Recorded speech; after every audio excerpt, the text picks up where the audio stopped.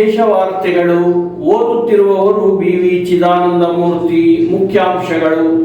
ಚಿತ್ರದುರ್ಗ ಜಿಲ್ಲೆಯಲ್ಲಿ ರೈತರ ಹೆಸರಿನಲ್ಲಿ 48 ಕೋಟಿ ಪರಿಹಾರ ಗುಳಂ. ಶಾಸಕ ಟಿ ರಘುಮೂರ್ತಿ ಅವರಿಂದ ವಿಧಾನಸಭೆಯಲ್ಲಿ ಕ್ರಮಕ್ಕೆ ಒತ್ತಾಯ. ಮಹಾತ್ಮ ಗಾಂಧಿ ರೋಜ್ಗಾರ್ ಯೋಜನೆಯ ಹೆಸರು ಬದಲಾವಣೆ. ಕೇಂದ್ರ ಸರ್ಕಾರದ ವಿರುದ್ಧ ಶಾಸಕ ಟಿ ರಘುಮೂರ್ತಿಯವರ ನೇತೃತ್ವದಲ್ಲಿ ಚಳ್ಳಕೆರೆ ಬ್ಲಾಕ್ ಕಾಂಗ್ರೆಸ್ನಿಂದ ಉಗ್ರ ಪ್ರತಿಭಟನೆ.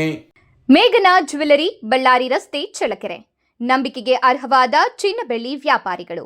ನಮ್ಮಲ್ಲಿ ಆಲ್ಮಾರ್ಕುಳ್ಳ IFSC ಕೋಡ್ 24 ಕ್ಯಾರೆಟ್ ಗ್ಯಾರಂಟಿಯುಳ್ಳ ನವೀನ ಮಾದರಿಯ ಫ್ಯಾನ್ಸಿ ಮನಮೋಹಕ ಚಿನ್ನಾಭರಣಗಳಿಗಾಗಿ ತಪ್ಪದೇ ಭೇಟಿ ಕೊಡಿ.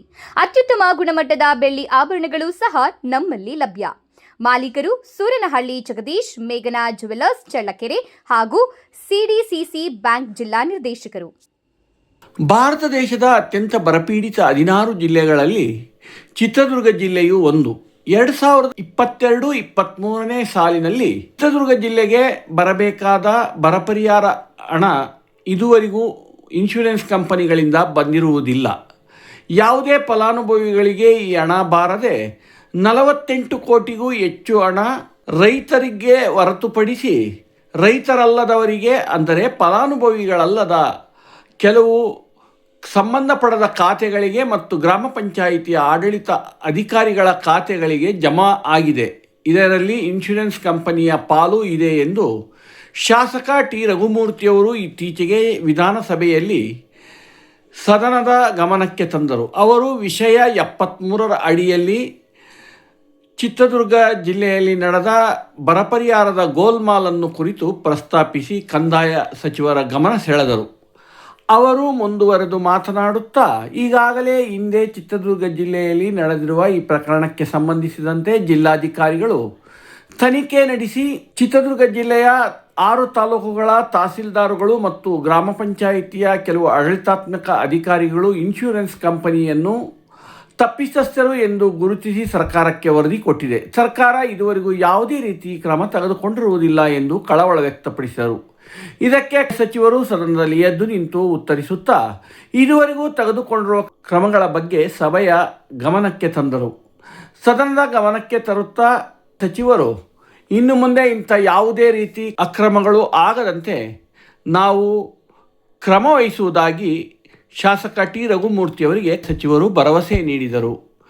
ಒಟ್ಟಾರೆ 48 ಕೋಟಿ ಈ ಒಂದು ಗೋಲ್ಮಾಲ್ ಪ್ರಕರಣವನ್ನು ಸಮಗ್ರವಾಗಿ ತನಿಖೆ ನಡೆಸಿ ಫಲಾನುಭವಿ ರೈತರಿಗೆ ತುರ್ತಾಗಿ ಹಣ ಒದಗಿಸುವಂತೆ ಶಾಸಕ ಟಿ ರಘುಮೂರ್ತಿಯವರು ಸದನದಲ್ಲಿ ಒತ್ತಾಯಿಸಿದರು. ಇದನ್ನ ಸಾಲ್ವ್ ಮಾಡಬೇಕು.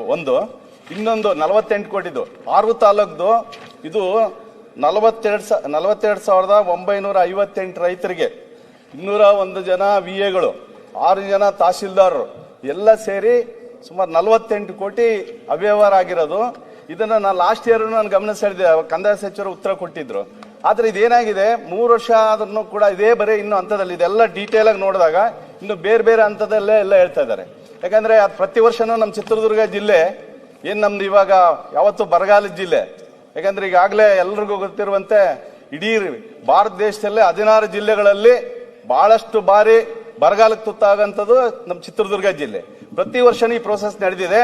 3 ವರ್ಷ 3.5 ವರ್ಷ 4 ವರ್ಷ ಆದ್ರೂ ಏನೂ ಆಗಿಲ್ಲ ಅಂದ್ರೆ ಅಲ್ಲಿ ಮುಂದೆ ಇದೇ ಕೆಲಸ ನಡೆದಿರ್ತದೆ. ಅದಕ್ಕೋಸ್ಕರ ಈಗ ಕಂದಾಯ ಸಚಿವರು ಇಲ್ಲ, ನಮ್ಮ ಗ್ರಾಮೀಣಾಭಿವೃದ್ಧಿ ಸಚಿವರು ಉತ್ತರ ಕೊಡ್ತಾರೆ. ನಾನು ಆದ್ರೆ ನಿಮ್ಮ ಮುಖಾಂತರ ನನ್ನ ಸರ್ಕಾರಕ್ಕೆ ಕಂದಾಯ ಸಚಿವರಿಗೆ ತಿಳಿಸೋದು ಇಷ್ಟೇನೆ, ಇವ್ರ ಮೇಲೆ ಏನೋ ಆಕ್ಷನ್ ಆಗಿಲ್ಲ ಅಂದ್ರೆ ಇದು ಮುಂದೆ ಕಂಟಿನ್ಯೂ ಆಗ್ತಾನೆ ಹೋಗ್ತಾ ಇರ್ತದೆ ಸಭಾಧ್ಯಕ್ಷರೇ. ಅದಕ್ಕೋಸ್ಕರ ಇದನ್ನು ಗಂಭೀರವಾಗಿ ತಗೊಂಡು ಕಾಲಮಿತಿಯೊಳಗೆ ಇದು ಅವ್ರಿಗೆ ಯಾರು ತಪ್ಪಿತಸ್ಥರಿದ್ದಾರೆ, ಅಧಿಕಾರಿಗಳಿರ್ಬೋದು, ಬೇರೆ ಯಾರೆಲ್ಲ ಇದ್ದಾರೆ ಅಲ್ಲಿ ರೈತರು ಅಲ್ದಿದ್ದಂಥವ್ರು, ಅರ್ಹರಿಲ್ದಂಥ ಫಲಾನುಭವಿಗಳು, ಯಾಕಂದ್ರೆ ಅವ್ರಿಗೆಲ್ಲ ನಾವು ನ್ಯಾಯ ಕೊಡಬೇಕು. ಯಾರು ಅರ್ಹರಿದ್ದಾರೆ ಅವ್ರ ದುಡ್ಡು ಬೇರೆಯವ್ರಿಗೆಲ್ಲ ಆಗಿದೆ. ಅದಕ್ಕೋಸ್ಕರ ಇದನ್ನು ಗಂಭೀರವಾಗಿ ತಗೊಂಡು ಬೇಗ ಕಾಲಮಿತಿಯೊಳಗೆ ಮಾಡ್ಕೊಡ್ಬೇಕಂತೇಳಿ ಈ ಸಂದರ್ಭದಲ್ಲಿ ಕೇಳಿ. ಮಾನ್ಯ ಅಧ್ಯಕ್ಷರೇ, ಖಂಡಿತವಾಗೂ ಇದನ್ನ ಅವರ ಏನು ಭಾವನೆ ಇದೆ ಅದನ್ನ ಹಿಂದೆ ಕೂಡ ವ್ಯಕ್ತಪಡಿಸಿದ್ದಾರೆ. ಒಂದು ಅರ್ಧ ಗಂಟೆ ಕೂಡ ಅವರು ಇದು ಚರ್ಚೆ ಮಾಡಿದಾಗ ನಾನು ಕೂಡ ಸದನದಲ್ಲಿ ಇದ್ದೆ. ಸೊ ಇದು ಬಹಳ ಗಂಭೀರವಾಗಿ ಸರ್ಕಾರ ಪರಿಗಣಿಸ್ತಾ ಇದೆ. ನಾವು ಹೇಳ್ದಂಗೆ ಇಲಾಖೆ ವತಿಯಿಂದ AG ಅವರ ಜೊತೆ ಪರ್ಸನಲ್ ಅಲ್ಲಿ ಟಚ್ ಆಗಿ ಇದು ಸ್ಟೇನ ವೆಕೇಟ್ ಮಾಡಿಸೋ ನಿಟ್ಟಿನಲ್ಲಿ ನಾವು ಕ್ರಮ ವಹಿಸ್ತೇವೆ. ಒಂದನೇದು.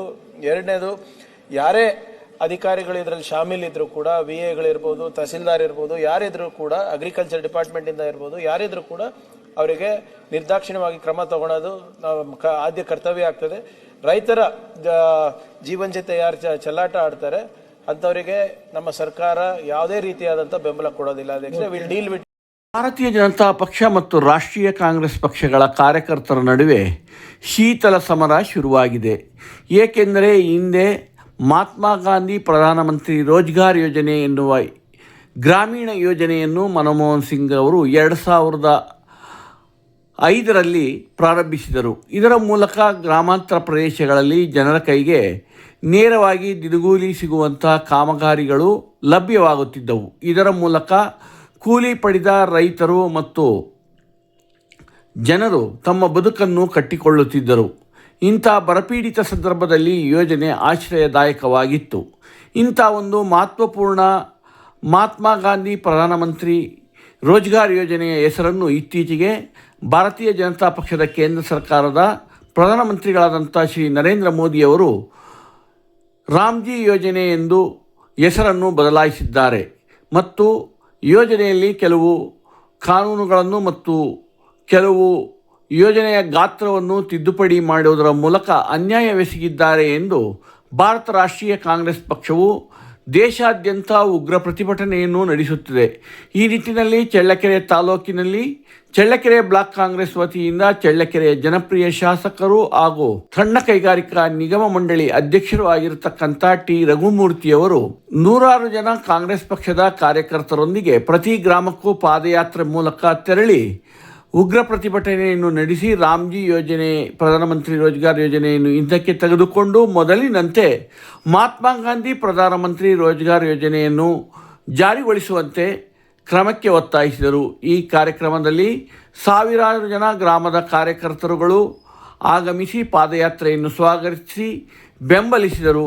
ಇದೇ ಸಂದರ್ಭದಲ್ಲಿ ಚಳ್ಳಕೆರೆ ತಾಲೂಕು ಬ್ಲಾಕ್ ಕಾಂಗ್ರೆಸ್ ಅಧ್ಯಕ್ಷರಾದಂಥ ಶ್ರೀ ವೀರಭದ್ರಪ್ಪ ಹಾಗೂ ಮಾಜಿ ಜಿಲ್ಲಾ ಪಂಚಾಯಿತಿ ಅಧ್ಯಕ್ಷೆ ಶ್ರೀಮತಿ ಶಶಿಕಲಾ ಸುರೇಶ್ ಬಾಬು ಹಾಗೂ ಚಳ್ಳಕೆರೆ ನಗರಸಭೆಯ ನಾಮನಿರ್ದೇಶನ ಸದಸ್ಯರಾದಂಥ ನೇತಾಜಿ ಪ್ರಸನ್ನ ಹಾಗೂ ಗ್ರಾಮ ಪಂಚಾಯಿತಿಯ ಅನೇಕ ಸದಸ್ಯರುಗಳು, ಮಾಜಿ ಜಿಲ್ಲಾ ಪಂಚಾಯಿತಿ ಸದಸ್ಯರಾದಂಥ ರವಿಕುಮಾರ್ ಹಾಗೂ ಗ್ಯಾರಂಟಿ ಅನುಷ್ಠಾನ ಸಮಿತಿ ಅಧ್ಯಕ್ಷರಾದಂಥ ಗದ್ದಿಗೆ ತಿಪ್ಪೇಸ್ವಾಮಿ, ಇನ್ನು ಮಹಿಳಾ ಬ್ಲಾಕ್ ಕಾಂಗ್ರೆಸ್ ಅಧ್ಯಕ್ಷರಾದಂಥ ಶ್ರೀಮತಿ ಗೀತಾಬಾಯಿ ಒಳಗೊಂಡಂತೆ ಸಾವಿರಾರು ಜನ ಕಾರ್ಯಕರ್ತರು ಈ ಉಗ್ರ ಪ್ರತಿಭಟನೆಯಲ್ಲಿ ಭಾಗವಹಿಸಿ ಶಾಸಕ ಟಿ ರಘುಮೂರ್ತಿಯವರ ಕೈಯನ್ನು ಬಲಪಡಿಸಿದರು.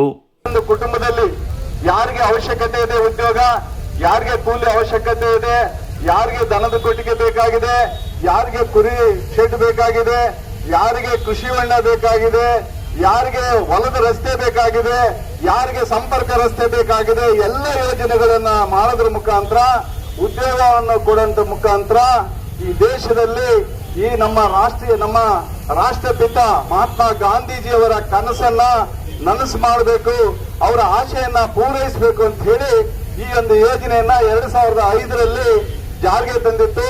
ಏನು UPA ಇದ್ದಂತ ಒಂದು ಸಂದರ್ಭದಲ್ಲಿ ಡಾಕ್ಟರ್ ಮನಮೋಹನ್ ಸಿಂಗ್ ಅವರ ಪ್ರಧಾನಮಂತ್ರಿ ಆದಂತಹ ಸಂದರ್ಭದಲ್ಲಿ ಇಂಥ ಯೋಜನೆಯನ್ನ ಮೊನ್ನೆ ಏನು ಡಿಸೆಂಬರ್ 2025 17ನೇ ತಾರೀಕು ಏಕಾಏಕಿ ಯಾವುದೇ ರಾಜ್ಯಗಳ ಮುಖ್ಯಮಂತ್ರಿಗಳ ಜೊತೆಗೆ ಯಾವುದೇ ರಾಜ್ಯದ ಜನಪ್ರತಿನಿಧಿಗಳೊಂದಿಗೆ ಚರ್ಚೆ ಮಾಡಿದೆ.